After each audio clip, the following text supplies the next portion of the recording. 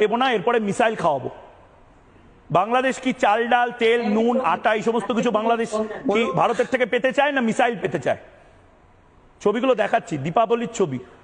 ময়ূক, প্রথম কথা হচ্ছে ময়ূক, আপনি কি আমাকে শুনতে পাচ্ছেন? আরে শুনতে পাচ্ছি, এখন অব্দি শুনতে পাচ্ছি। মিসাইল অ্যাটাক হলে আর শুনতে পাবো না।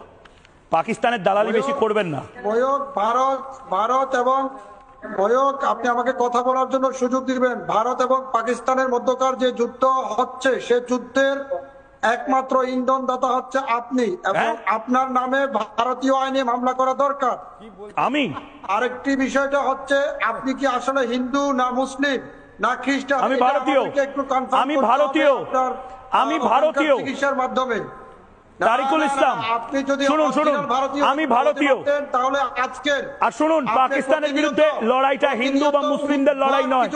পাকিস্তানের বিরুদ্ধে লড়াইটা ভারতের 140 কোটি মানুষ বনাম জঙ্গি জেহাদিদের লড়াই। কাটা দরকার আপনার জিহ্বা কাটা দরকার। আপনি লাগামহীন কথা বলতে বলতে আপনার জিহ্বা বড় হয়ে গেছে।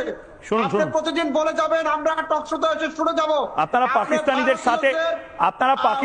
সাথে না বিপক্ষে?